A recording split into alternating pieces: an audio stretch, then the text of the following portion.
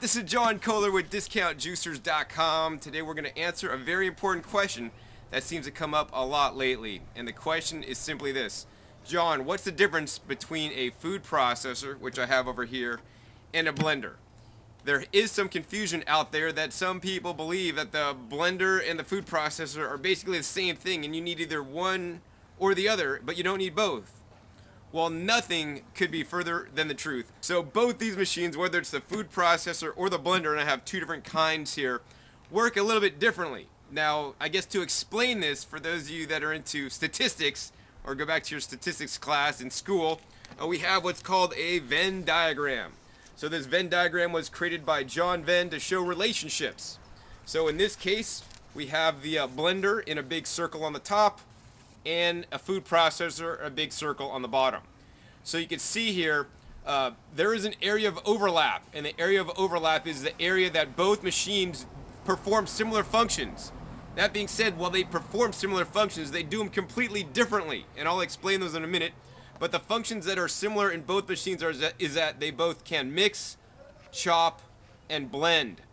But that's where the similarities end, because also there's sections what a blender can do that the food processor can't do, and there's things that a food processor can definitely do that the blender can't do. So what we're going to do today is we're going to go over some of these differences between the different appliances. So first, let's introduce the different appliances that I'm going to share with you today. Over on this side, we have the Omega Food Pro food processor. This is 11 cup food processor with a full 5-year warranty. Very important when you're buying any kitchen appliance or any appliance you're going to use a lot. You want to make sure it has a long warranty. Once again, a long warranty is your assurance that that product will work for that many years without any problems, because the manufacturer is going to repair or replace it at no cost to you. Some appliances, whether it's a blender or a food processor, may come with a short 90-day warranty. And we know if the item fails during that time on the 91st day, you pretty much got to buy a new one. So it pays to spend a little bit more for a machine that has a longer warranty that you don't have to buy the extended warranty for. Over on this side, we have the Vitamix Turbo Blend VS, and that the VS stands for variable speed. So this is a variable speed blender. It comes with the BPA-free carafe and a tamper that actually helps you push things into the blender. We'll be talking more about that in a second. Finally, we have the Blendtec Champ HP3A. This model basically comes with a 64-ounce carafe or 96-ounce carafe. This is the wild side carafe, the large carafe, and we're going to talk about this in a second. This one does not include a tamper, and both these machines actually have a 7-year warranty. So the Vitamix has had a 7-year warranty for a long time, and the Blendtec just changed their warranty on their machine to be 7 years to compete with the Vitamix. So next, let's talk about how these appliances differ and how they are the same. So you can see here, these two guys are blenders, and the main purpose of blenders, in my opinion, are for one thing: to blend liquids. Once again, I'll say it again, blenders are meant for blending liquids, and that's what they do really good, although they can do other processes. Other things blenders can do are like pulverize seeds into flour. If you have a high power blender, most common household blenders will not do this. So for example, you could take flax seeds, put it into one of these high power blenders, and turn it into a flax powder. And that's a function that actually the food processor will not do. It just doesn't spin at a fast enough speed to basically fractionate the grains into a powder. So these high power blenders will also grind up your common cereal grains into a flour as well. And in fact, the Vitamix actually has a dry container that's used for grinding dry things such as the grains, the cereal grains. But once again, the wet container will blend or grind up grains, maybe just not as effectively as a dry container. So for people that are into the living in raw foods lifestyle, you just forget about the dry container. All you need is a wet container for grinding up flax seeds and powdering up other things. This one will work fine. Now, if you're into baking and want to cook and make flours for baking, in that case, then the dry container has an optimized blade design to basically blend up and grind up the grains much more effectively. So the blender could also chop, so you could put things in here to chop. Now, I want to describe the different blade configurations on these two blenders, or actually other blenders. This blender has a star blade pattern, so you can see the star in there. And what happens on this blade design, if you're trying to chop, you put a whole tomato, say it's the size of my fist, you put it in there. Basically what will happen is the tomato will sit on top of this, and the tomato will sit on top while the blade's spinning, because the tomato just won't drop down in between the blades unless you have, some small cherry tomatoes. So what Vitamix does to solve this is that they give you a tamper that you could then actually push into the machine to push that tomato into the blades. But that being said, once the blades are running, then it'll hit the tomato, and if you pulse it very slowly or don't run it that long, you'll get a nice chop. That being said, it can turn into a puree really quickly. So that's why I don't think the blender is the optimal machine to be chopping in, but it will do it. On the Blend Tech here, you can see the little bit different blade design. This is a propeller blade design, so you can see here just one single piece of metal bent up and formed into a blade. And this one actually will chop better because, say once again my hand is a tomato, it could drop down between the blade and then the blade will come around and hit it. So in that case, the Blend Tech is actually going to be more effective food processor than the Vitamix. That being said, I still think that the food processor is definitely the best, if you want to chop things up, because that's really what it's designed to do. The blenders will do that, but just not too well. In addition, these guys will also mix. Once again, you could put your ingredients in there, and once again, the main difference is these guys excel at processing liquid ingredients. Now, if you want to process dry ingredients, these guys do kind of work for the reason that this one has the wide blade and something could drop between here and then get processed. But in often cases, things that are dry will actually stick to the sides of the carafe, and this blade will spin, and you'll get what's called cavation. Cavation happens when you don't have enough liquids in there to blend, because once again, these are blenders, not mixers. How Vitamix solves that is, once again, they have that tamper, so you can put stuff in here and tamper it down to make it go and hit the blade. So another difference between the blender and the food processor is the revolutions per minute. So the blender runs at 20,000 plus RPMs on these two blenders, which are high power blenders, which is incredibly fast. So that has the power to basically break up fibrous cell walls of greens if you want to make a green smoothie and give you a nice smooth texture when you're blending up that something's in a liquid form. On the food processor, it runs magnitudes slower than 20,000 RPMs, probably like 20 times or 40 times slower, runs much slower than that. So it's not going to actually oxidize your food as fast, but then it's also not going to chop it up quite as effectively either. So next, let's go ahead and talk about the food processor. So the Omega Food Pro food processor comes with a bunch of different blades and configurations. So let's talk about that real quick. Once again, on the Food Pro, you do have a pusher. You have one large pusher, and for feeding in smaller things, they even give you a small pusher, so you can feed in something small like a carrot. I like that a lot. You could go ahead and take this apart, and let me show you the bowl on this. Here's the bowl, and this is the standard what's called the S blade, because it looks like an S if you look at it. Looks like an S.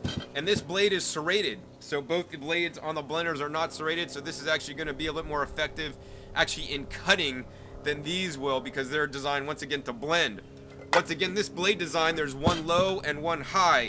So what that allows you to do is basically allows the food to drop down, come around and get hit by the top blade, and then it'll actually get hit with the bottom blade at the same time, or right on the second revolution as well. So it's much more effective to do those things like chopping and mixing than these blenders are. So in addition, the food processor, while it will blend, it's not a good device to do that, because on every blender it basically has a line on the carafe. It says maximum liquid level, because once again, food processors are not necessarily for blending up liquids, although it will do that. And you don't want to fill it past the maximum liquid level, because what happens is the liquid will actually go down in here, because this bowl once again is not designed for liquids, it's designed for dry things. The liquid will go down through the shaft and then get in your motor, and it will probably void your warranty in that case too, and make a real big mess. So besides just the standard S blade that comes with the Omega Food Pro food processor, there are some other attachments that allow you to do more things. So in the Omega Food Pro food processor, you also get a dough blade. Now, some food processors come with a plastic dough blade. The dough blade on the Omega Food Pro is a stainless steel dough blade. So if we compare these two side by side, you can see the S blade's a lot larger, the dough blade is a lot smaller. So this is generally recommended for dough or maybe for other uses, but in general you should use the standard S blade that has a serrades. It's going to work a lot better than this dough blade that just has a regular, actually not even too sharp of a blade on there. So another thing the food processor does that the blenders don't do is slicing and shredding. So we can go ahead and put this back onto the blender, lock it in place. We're going to put this piece in there, locks into place, and then we could use these two discs. So these two discs are not frisbees or Asian martial arts equipment.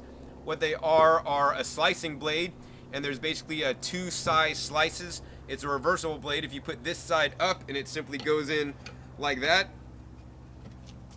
and then you'll put the lid on. Anyways, if you put this up, this spins around, and as it's spinning around, you put things down the chute. It'll basically give you exact, precise, uniform slices every single time. And this has two size slices. It's basically on this side is a 2mm slice, so that's 2mm. On this side is double the width of 4mm. So that's really nice, really handy to have the slicing blade. So next we have the shredding blade. So this is the shredding blade. Once again, you'd put this adapter in your food processor so that you can use the shredding blade. Once again, that just goes on like that. You have to have the top fully assembled for it to work properly. There's a safety interlock on the Omega Food Pro food processor, which keeps you safe. So this is a reversible shredding disc. On this side we have 2mm shreds, and once again you flip that over, and then we have the 4mm shreds over on this side. So once again, the food processor is a little bit more versatile when working with dry, hard ingredients such as fruits and vegetables. So my favorite way to use the shredding and slicing disc are to make large salads out of whole vegetables. It's very important, when you put a bite of food in your mouth, to chew it up very well. And most people don't chew their food enough to get optimal digestion. So I'd encourage you to chew, 20 to 40 times minimally each mouthful to turn it into a mush, so that you're going to get the best digestion of the food you're eating. Because if you don't digest your food, it's not going to be a benefit to you. So that's why I like the food processor. The shredding disc will allow you to basically make a salad out of like root vegetables like carrots really easily. You could basically put this in here, shred up a whole bunch of carrots in no time, and put a salad dressing over it and have an instant carrot salad. With the slicing disc, my favorite thing to do is to basically put it in on the 2mm side if I'm going to be slicing up celery. So I take the whole celery stalk, and I don't like to eat celery because those strings always get stuck in my teeth. But when you put it through the food processor with the slicing disc, it makes small little slices, and all that celery that is filled up in the bowl, and then I'll just dump that in a big salad bowl, make a dressing in the blender, because once again a dressing is a liquid, and it'll actually take raw macadamia nuts and orange juice and basically pulverize the macadamia nuts so there's no pieces. It's just going to be like an orange cream sauce. So that's a job that the food processor won't do. So once again, you need the right tool for the right job. That's actually something my grandfather told me when I was a kid, the right tool for the right job. So anyway, slicing up all the celery makes an easy salad. Dump it into a bowl, make a salad dressing in the blender, pour the dressing on, and eat it up. And because the celery's been sliced up, there's no more strings to get stuck in your teeth.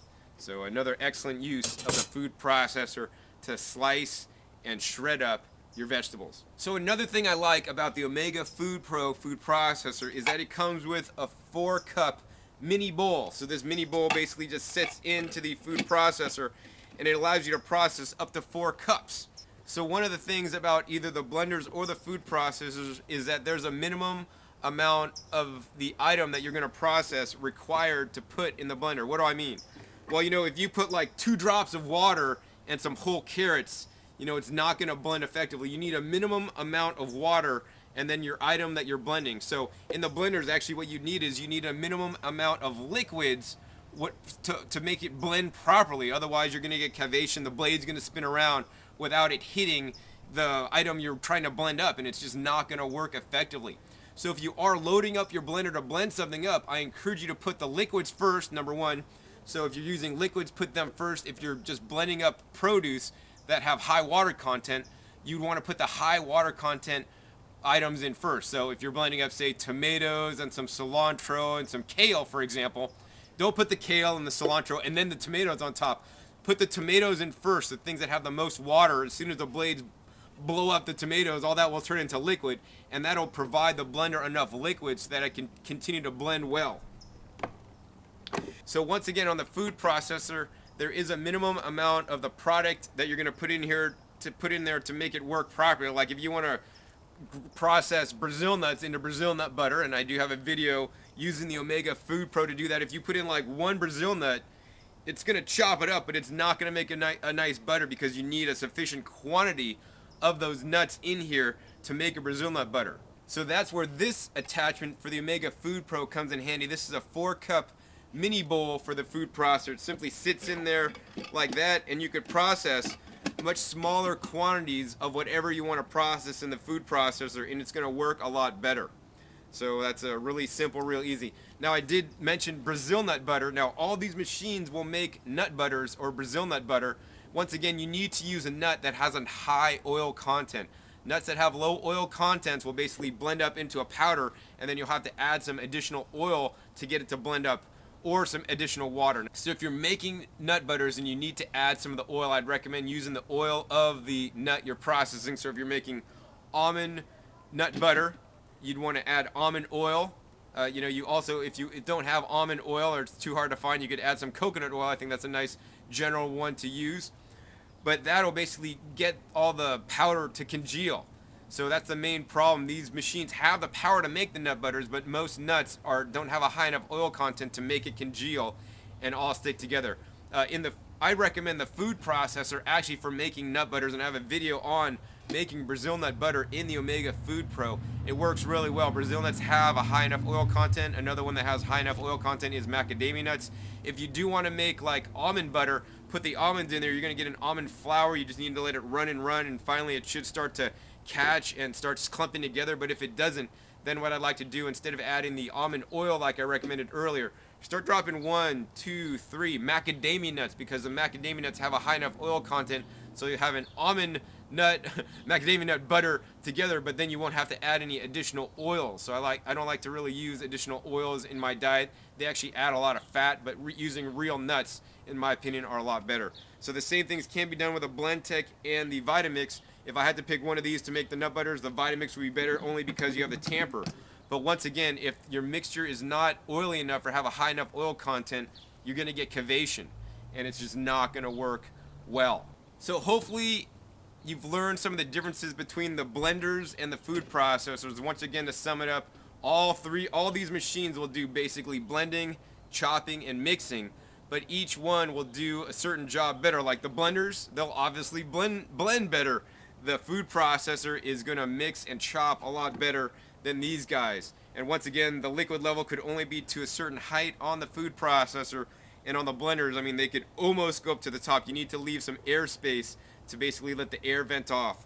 The other thing is that if you are into raw foods and eating a higher quality food without oxidizing your food, the blenders do run at a higher RPM, so they tend to oxidize your food more, where the food processor runs at a lower RPM and will not. So on the flip side, the food processor doesn't run at high enough RPM to basically make like a good quality smoothie, because it actually doesn't run fast enough to micronize and break up all the cell walls of your kale in your green smoothie, for example. But I mean, it will work. So if you have one, you could kind of use it for those purposes, but it's definitely not the same. So in the long run, I definitely would recommend you buy a food processor, and I like the Omega Food Pro food processor, or a blender.